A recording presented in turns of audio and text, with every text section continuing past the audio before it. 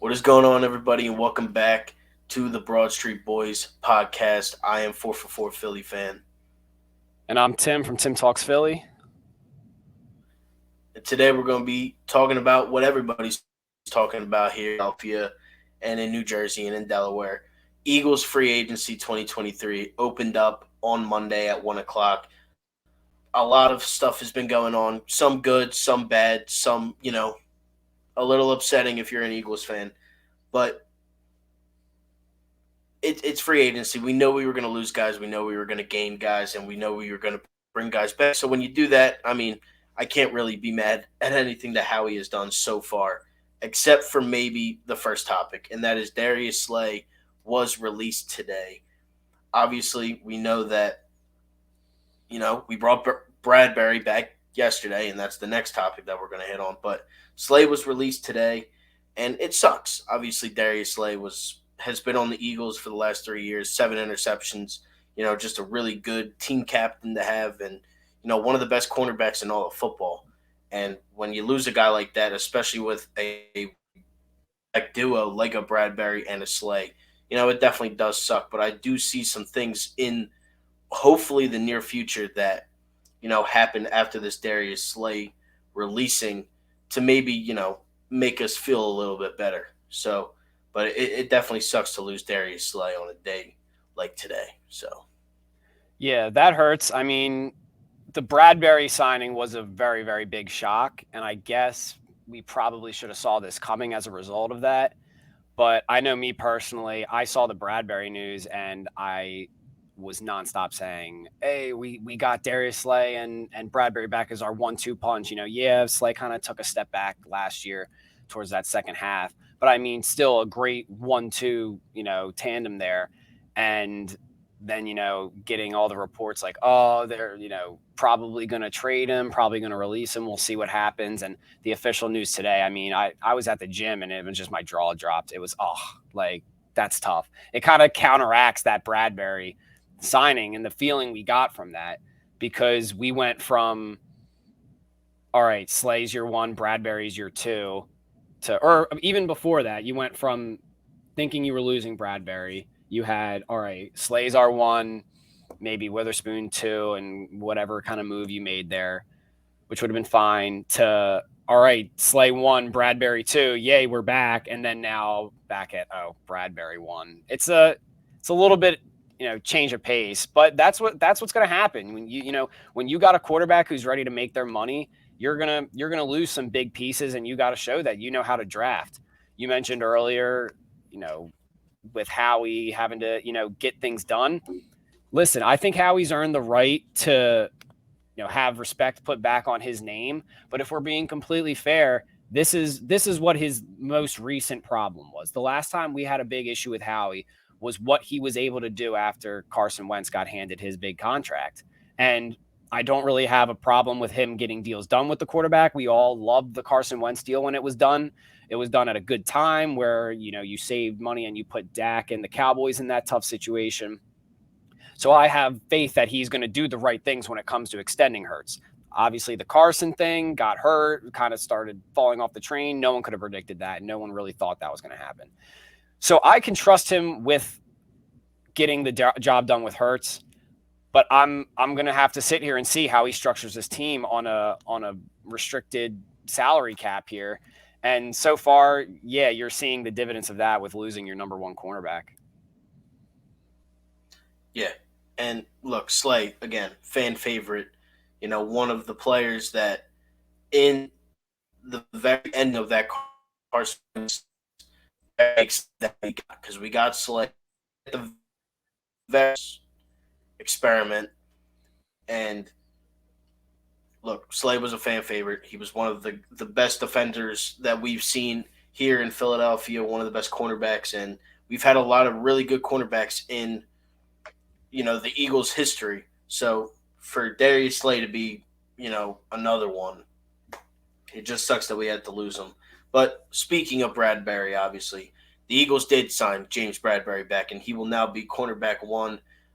Don't know who will be cornerback two yet. Obviously, we have two first round picks in this year's draft and a deep cornerback draft.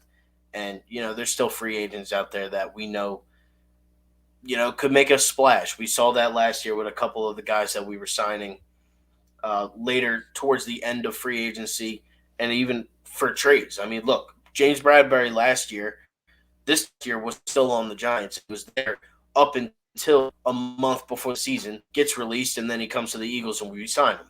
And now he's back for 3 years, 38 mil. It's cheaper than what I thought that it would have to have taken to get him back in Eagles green. And it's just nice to know that, his statement was basically, look, I love playing here. I love the fans. I love the city. And I want to continue playing here and, try to win a Super Bowl because when you're that close and, maybe the reasoning why he came back was unfinished business. And you can tell that with a lot of guys that are choosing to come back for another year or taking less money or whatever the case may have been. A lot of these guys that are free agents, they look at the Eagles and they're saying, look, they were a play away from winning the whole thing. And, I want to go and I want to help them go get my bag. We see it all the time with these teams with they win a Super Bowl on a 1-year contract, they go and get it back. It literally just happened with Juju Smith. And he won a Super Bowl, was on a 1-year contract with the Chiefs, left, got $33 million with the Patriots. He's not worth $33 million, but he got the bag because he won a Super Bowl. And that's what happens when you win a Super Bowl and you're a big part of that reason. And he did play a role in that in the Super Bowl game. So yeah, he's only worth 33 mil if you put him up against a guy who's going to hold him. Other than that, he's a bum. Yeah.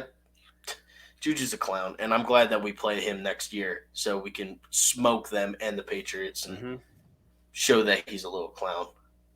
Yeah, but listen, I always love hearing that a guy we took from the Giants chooses to come back on a little bit of a team-friendly deal, if you want to call it that, because he loves the city. So that's always nice to hear. But yeah, I mean, he mentioned it. He said there were some other lucrative offers available for him, and he just ultimately decided, hey, the difference in money isn't worth the difference of team culture and comfort for him. And that's big for us. I mean, that was a guy I kind of had in the beginning as don't expect to bring him back. It was amazing that we were able to get him in for this year. He played really, really well, but I was not expecting to see him in midnight green and Kelly green next year. So that's pretty cool. I mean, 3 years, 38 million, that's, 12.6 AAV. He's a guy that's going to be now having to head the top of that defense there in the secondary. And, listen, 3 years, I like the deal because you're not tying yourself to him for too long.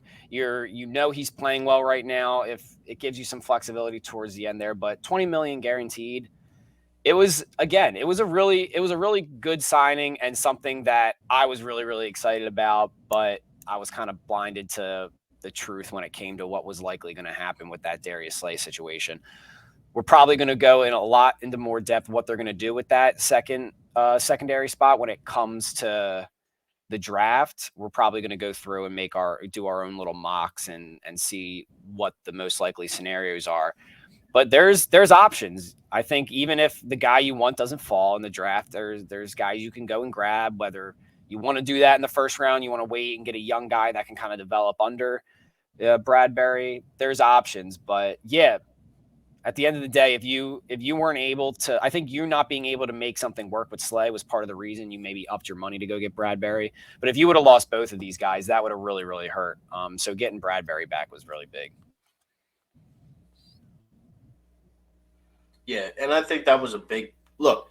I mean, look, Bradberry just signed 3 years. Now, Slay was 33 when he left the Eagles.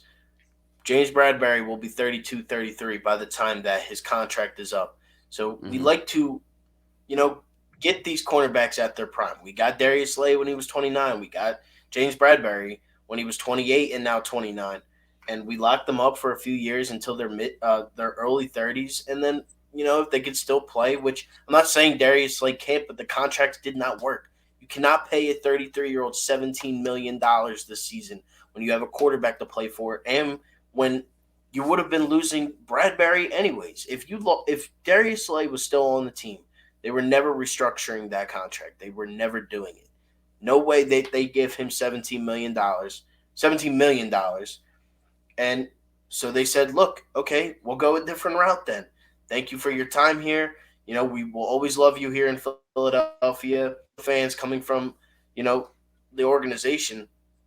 But if Bradberry wanted less money, AAV, way less money than Darius Slay wanted, I'm taking that 100 times out of 100.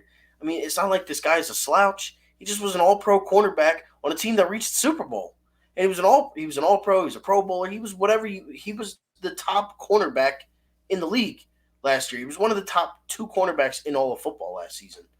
And now we lock this guy up until his early 30s, and it's on a cheaper deal because it's really not that bad when you even look down the line. So I like the move a lot, and it also brings you know another topic back up that we will touch on for another player. I mean, there's just a lot that could happen with this Bradbury deal. So you know, I like the deal. But going into our next topic, and another guy that has come back to the Philadelphia Eagles, and this decision was up in the air at the end of the season. You just lost a Super Bowl, and you're up there in age, and you don't know if he's coming back, but he's back, and that's Jason Kelsey, $14 million 1 year. Who knows if this is the last time that we'll have to do this with Jason Kelsey in retirement, but the fact that you got Jason Kelsey back for next season, it's kind of a run it back mentality. And how he can pitch that into some free agents' ears and say, look, this is the last dance with Jason Kelsey. We want to get him a ring.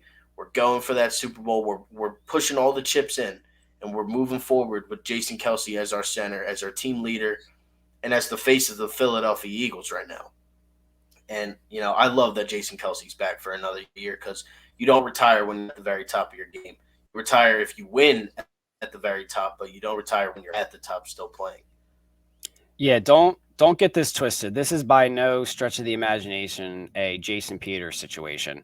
I mean, this guy isn't just tagging along because he wants an extra buck and thinks he can still play. He's still playing at the top of his game.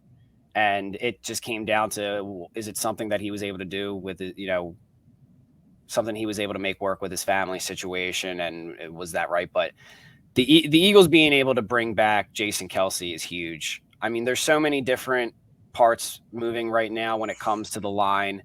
If he goes, you're bringing in Juergens as your future center, but the question is he ready? And nobody knows that officially yet. You would have to see that in camp.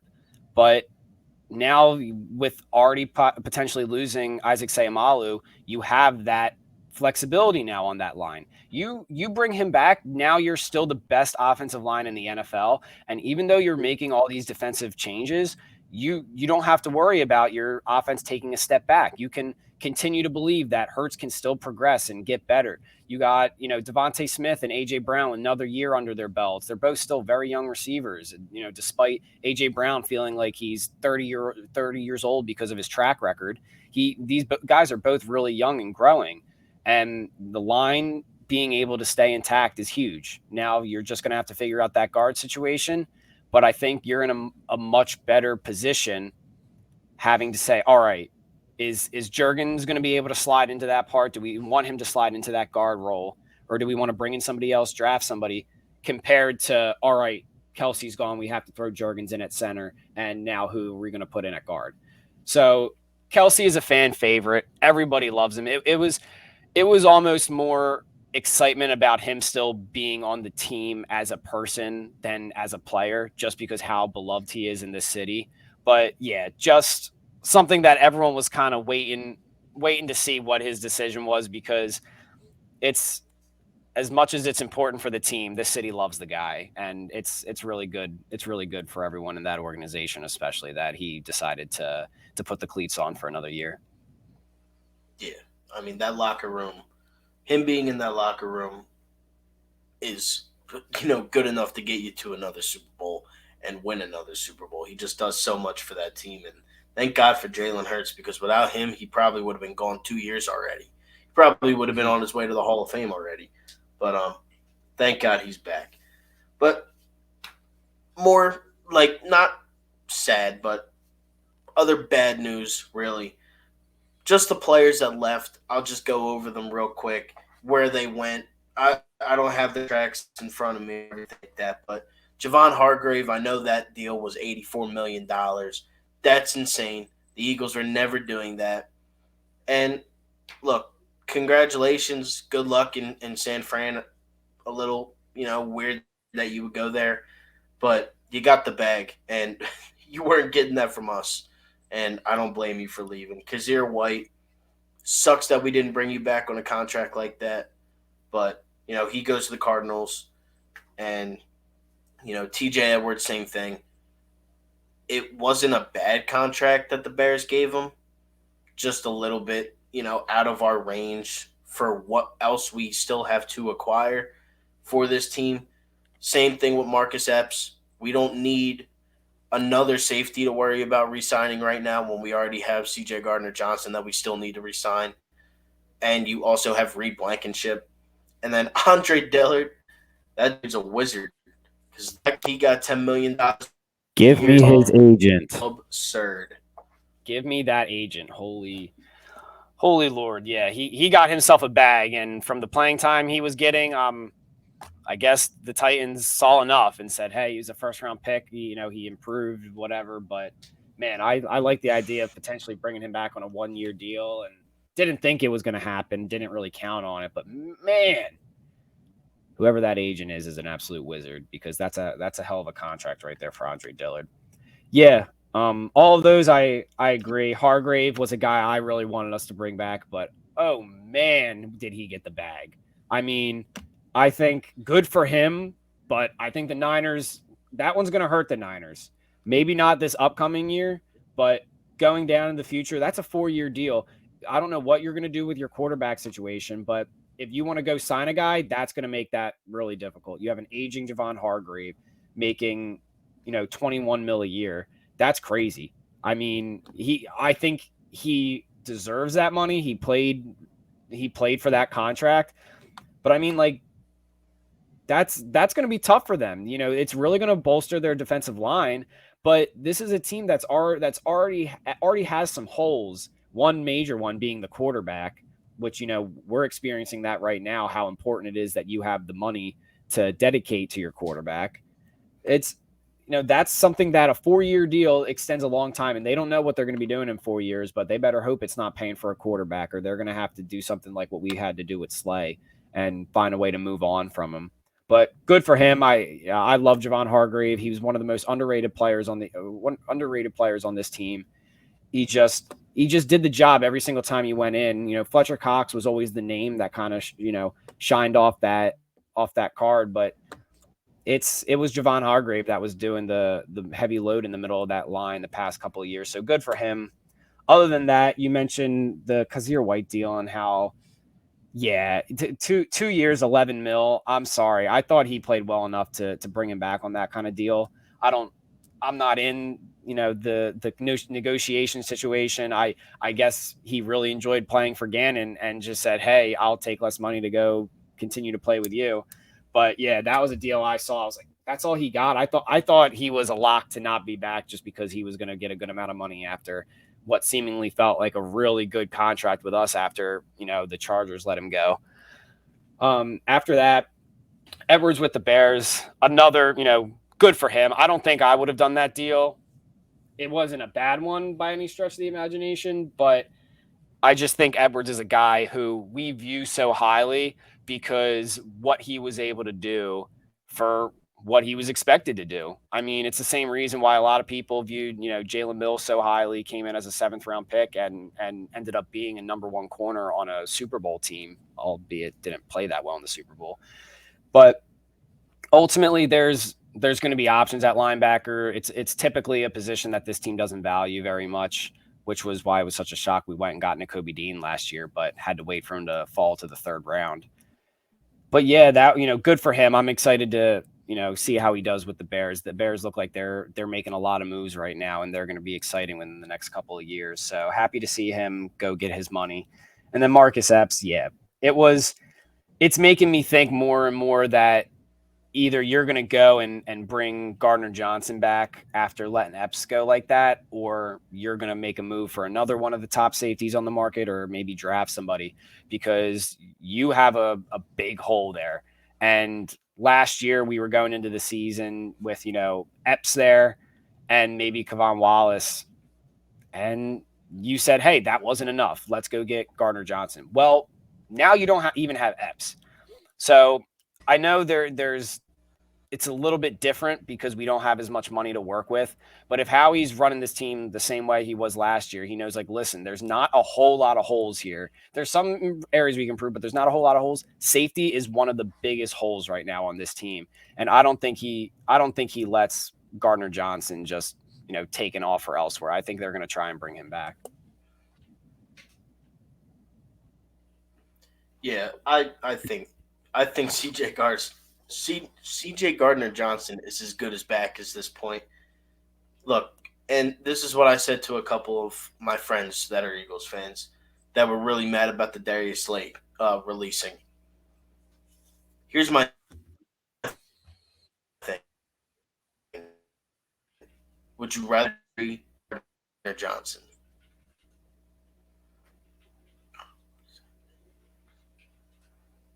Did you hear any of that? No, you kind of broke up a little bit there. Sorry. Yeah. So, as I'm saying, with my friends, I was talking to them about the Darius Slay releasing, and basically said to them was Bradberry and CJ Gardner Johnson or John. It really kind of came down to that. Hmm.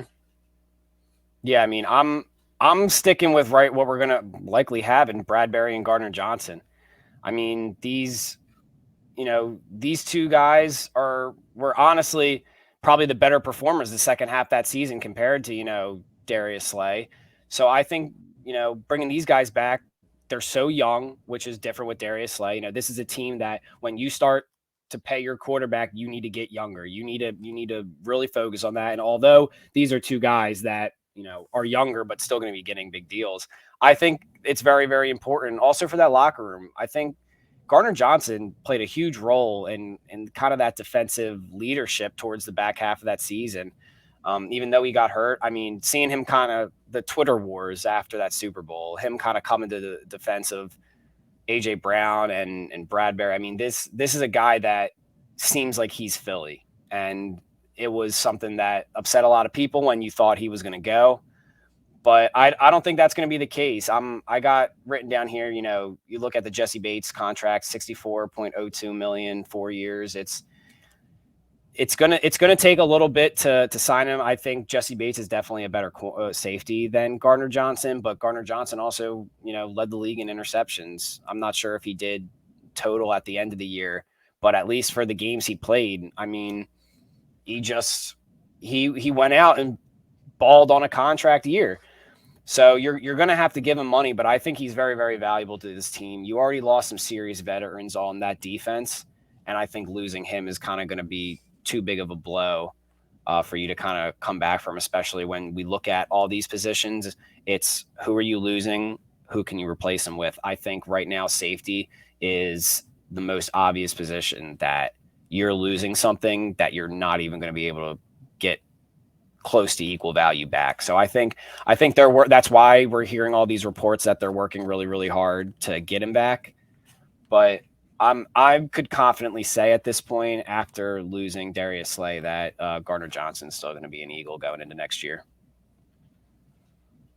Yeah, and I know all Eagles fans are going to be happy about that because I've never in my life seen a group of fans ask somebody to come back as much as they have asked CJ Gardner Johnson to. Mm-hmm. Every tweet, every Instagram post, it's just been don't leave, don't leave, don't leave, come back, come back, come back. And I'm like, this is insane. We And I love know that. that Howie Roseman is the biggest person with listening to the fans. I know Mm-hmm. he's the biggest one in the city that does that, GM wise. And you know he sees it. And that's kind of how the Eagles run.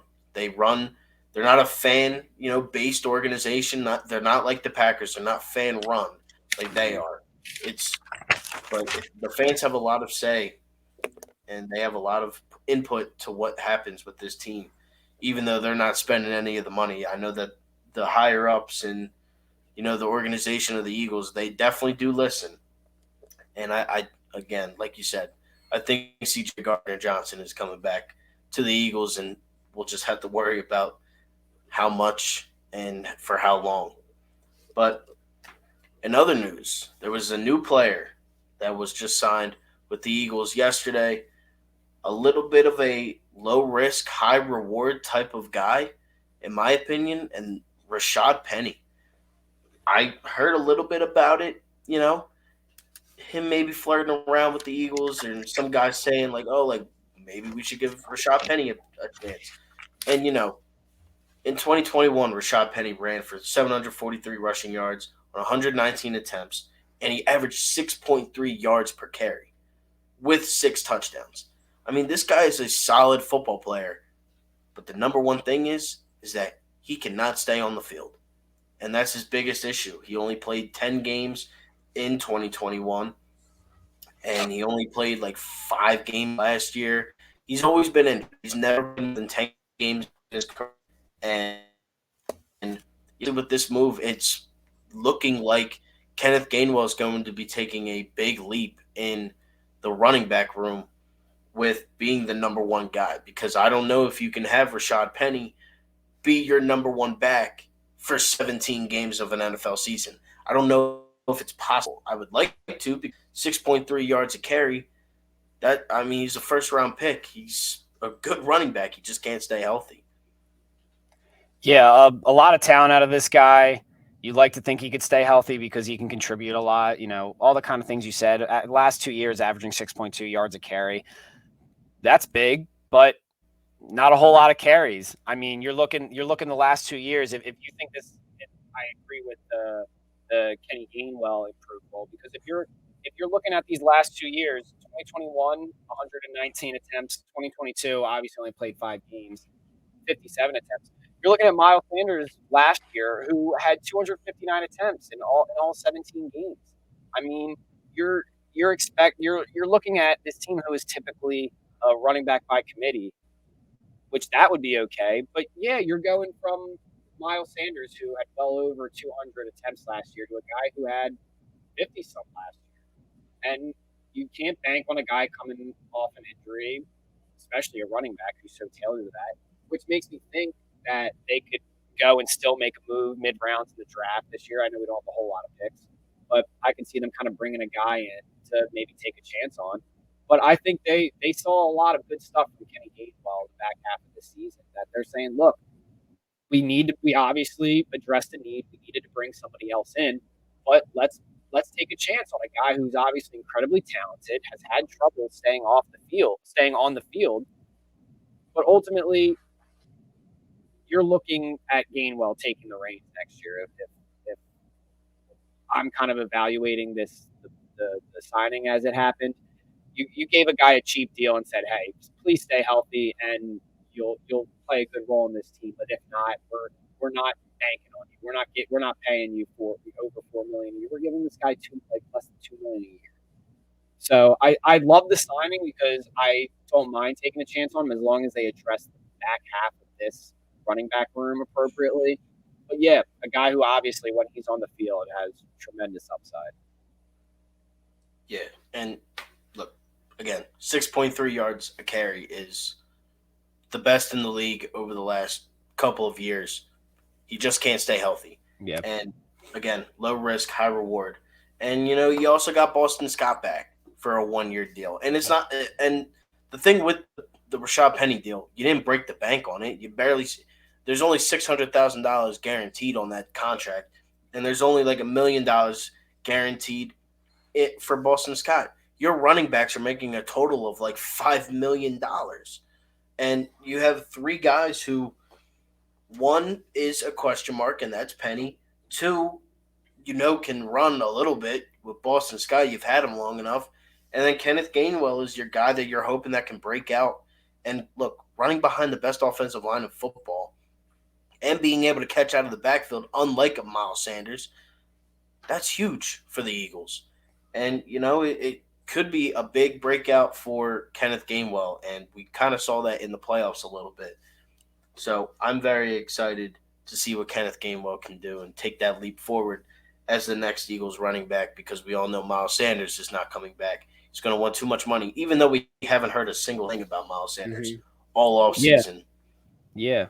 But I mean, look, Penny, I get you can't stay healthy. We only need you healthy for 15 games. Boston Scott's going to take two other ones that we know he's going to perform a little bit to an elite standard at the New York Giants. But look, this was a deal that was well thought out. It was, hey, let's just throw him some money. We can't afford to throw a big bag at a running back right now with all the moves we have to make. David Montgomery just got 3 years, 18 million. Miles Sanders had a really, really good year. He had a Pro Bowl year, career high in yards, I believe. I mean, this guy just balled out. He's going to go somewhere and get a solid contract, and that was something we couldn't afford to deal with. So it sucks. He was another fan favorite that it's going to be hard to see let go.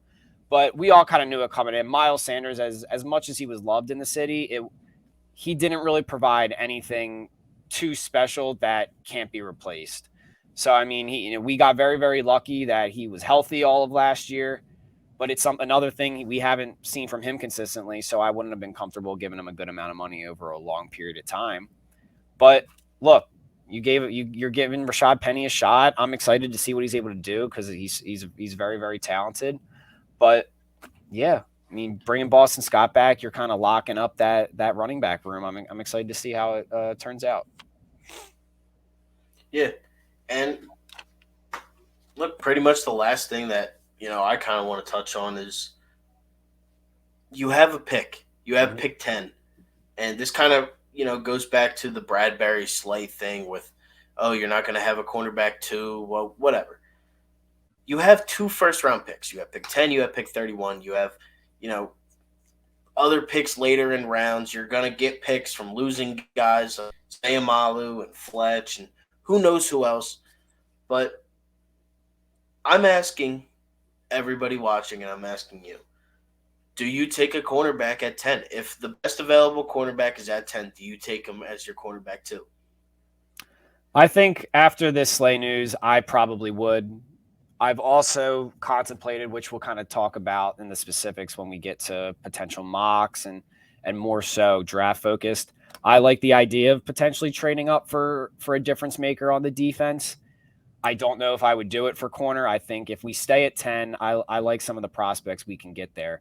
But I think corner in terms of cornerback, I think that's a pretty important need to fill there at 10, especially because I kind of predicting that we're going to trade out of that. If we don't trade up, I can see us trading out of that last spot in the first round, just kind of like what we did with the Ravens and when Lamar Jackson was drafted, get a couple extra picks in a draft that we really don't have a whole lot in. But yeah, I think it's right now one of those big needs that we've been blessed with this past year having two corners where we didn't have to stress about cornerbacks, which has been our life for the past, whole entire, Eagles franchise, lifespan there. But it's something that I think is going to be incredibly important now that you have so many teams just bulking up on wide receivers, and it's hard enough to have a guy in there that's going to stop someone's number one. Well, when you're facing teams that their number two is just as good as anyone else's number one, you need to make sure you have a second guy in there. So I like a couple of the corners that should be available in that 10 spot. And if I had to place betting odds on something, I think cornerback would be the favorite there at 10. I agree. I think now that you do lose Darius Slay, you kind of have to look at corner. It's a deep class for cornerbacks. You got a lot of guys that could go 10 through 20 and 20 through 30. Like, there's guys all over this draft. And we've seen a lot of really good cornerbacks come out of the last couple of drafts. Patrick Surtain, Sauce Gardner, Derek Stingley. Like, you have these guys that go within the top 10 of picks. Surtain was 9. Sauce was 4. 3 was Stingley. 10's not that far. I mean, if you get a Patrick Surtain at round and I'm not saying you are. Patrick Surtain and Sauce Gardner are two of the top 5 cornerbacks in all of football, and they might both be top 3. I'm not saying you're going to get a Sauce and a PS2, but I'm saying that you could get. I don't need a Darius Slay. When Darius Slay is 33 years old, I'm not saying that he's not still a very good cornerback, but he didn't have a better season than James Bradberry. And you could still re-sign C.J. Gardner-Johnson now because you got rid of Slay. Yeah. So if you take a corner at 10, well, now you have Bradberry, C.J. Gardner-Johnson if he resigns, Reed Blankenship, and then cornerback 2, pick 10. And then you still have Maddox at your slot. As long as Maddox isn't my cornerback 2, I'm okay. Because Maddox, we've seen, cannot be the cornerback 2. Mm-hmm. He has to play in the slot. Needs to be in the slot.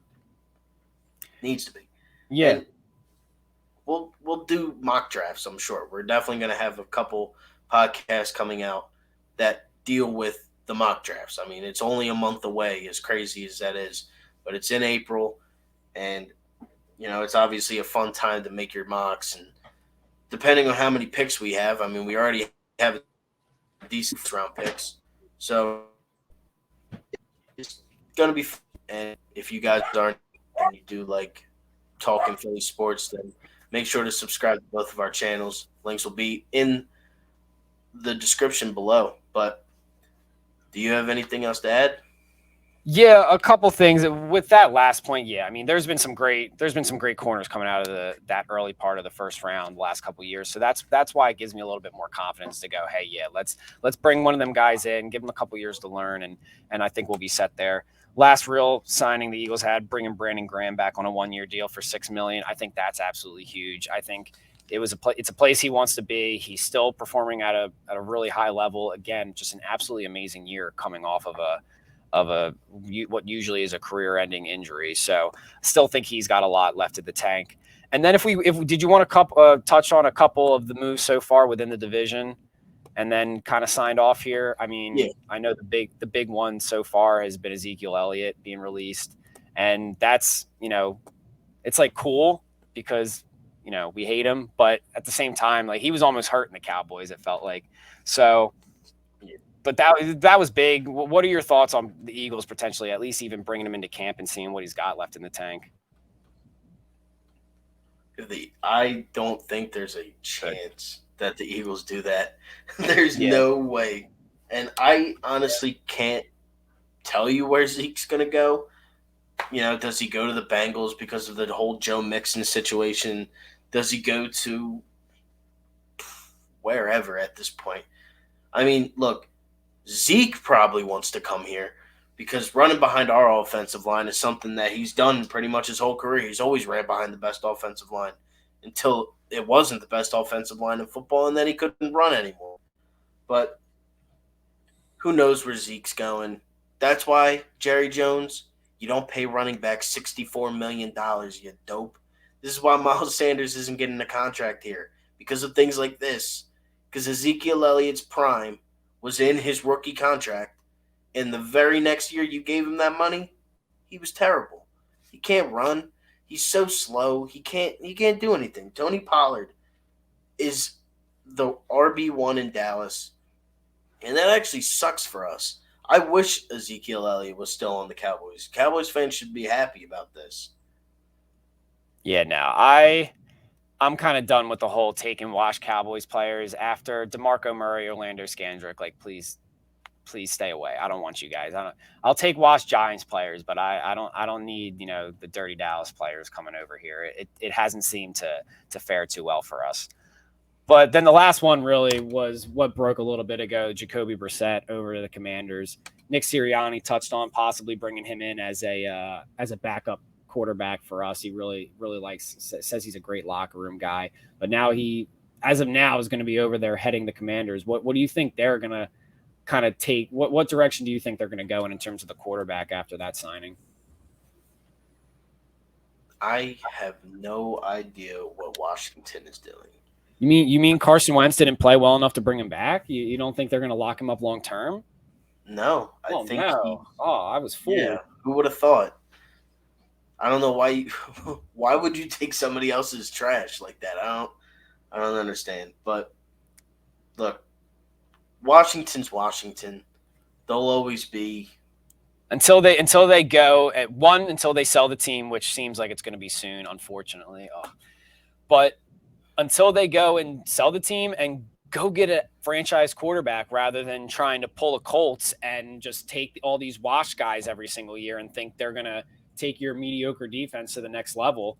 I mean, they're going to be the joke of the NFC East. And if Jacoby Brissett is playing against the Eagles 2 games a year, I mean, two games next year, I'm locking them in as 2 wins, which I probably already am no matter who's going to be at quarterback. But I don't think that's going to be their move. That might be their kind of backup plan if they're not able to make something work with a quarterback in the draft. But they don't have an incredible pick. Where are they at in that first round? I'm trying to remember what their pick is. They're probably right out of the top. You know, right. Yeah, I think they're before the right. I think they're right outside the top 10 around. But yeah, so there's a good amount of decent high upside quarterbacks here, depending on what the run is on them. You might be able to bring a quarterback in, but I can see them bringing a guy in and having him not start, have him 1 year under Jacoby Brissett, kind of see how he does, and then figuring it out that way. But that's kind of what I got from that deal. I think they will end up drafting someone with that first pick, and then kind of give him some time to work behind Jacoby Brissett there. But other than that, those are my main touches. I think from guys that we haven't re-signed, Fletcher Cox is going to be an interesting one. I think he's kind of lost his chance to go get a big bag, so I think there's a possibility he comes back. But ultimately, I don't count on it. I'm expecting him to sign elsewhere. But yeah, other than that, free agency it's been a wild start. I mean, it's only been officially started for 48 minutes here, but we've been getting news the past couple of days, and Howie seems like he's really trying hard. He's gonna have to do his best work to give Jalen Hurts a record-setting contract and still manage to bring this team back to the Super Bowl. But so far, at least some exciting news and a lot of players on the move. Yeah, the only move I need left is CJ Gardner. Yep. Johnson. Guys, follow us on Twitter, Tim Talks Philly and 444 Philly Fan. If you follow both of us on Twitter, I have been in CJ Gardner's Johnson's Twitter all day, and that's all he's been doing is talking and putting. He's trolling us, but I know that AJ Brown was trolling us yesterday with a whole fruit conversation, talking about everybody needs to relax. So I think CJ Gardner Johnson's just playing around with us, and I think by the time that the Philadelphia Eagles are about to suit up and play a football game in September, CJ Gardner Johnson will probably be that first guy running out of the tunnel, getting ready to play a game on Thursday Night Football against the Kansas City Chiefs or against the San Fran 49ers. Because that's what I believe that the first game of the season will be. One of those two. You run it back with the Super Bowl or you run it back with the NFC Championship game, who just lost arguably their best pass rusher outside of Hassan Reddick last year to that team. And, that whole – and the whole drama between it, too. At least they got Sam Darnold, though. They actually finally got a quarterback. Oh, they got, an absolute stud. Let's just knock him out next year, too. Can't wait for Trey Lance to start one game and be benched for Brock Purdy again. And then he'll actually take an NFL hit again by Hassan Reddick and probably be out 6 months again. Yeah. But keep using – I mean, you guys are just in no man's land with that quarterback job. I have no idea what you're trying to do. Sam Darnold's terrible. Brock Purdy's terrible. Trey Lance, I mean, he's on my dynasty team in fantasy, and, man. It's just by the off chance maybe he runs around crazy, yeah. It's so bad. But with that being said, thank you all so much for watching the Broad Street Podcast. Philly sports, talking all of it. Eagles, Sixers, Phillies, and Flyers sometimes because, it's the Flyers. Yeah. Unfortunately. But don't worry. We'll talk about them a lot more when they sell the team. So far, I love what they – yeah, when they sell the team and – so far, I already got rid of Fletch and put Danny Briere in. So they're keeping me a happy camper, but it's definitely not enough to give them money to go to a game. Yeah. If somehow the NHL rigs it for the Flyers in the lottery. They're close. They're like five. They're like five. Fifth worst team in the league. Do you believe in miracles? I don't Keep know. losing. Keep on losing. Bench Carter Hart for the rest of the year. Yeah, right. He, But he he's got a lower body injury, right? Yeah, yeah, that's it. Yeah, just rest him up. yeah, I'll leave him out for a little bit. I think it'll help the team a little bit more.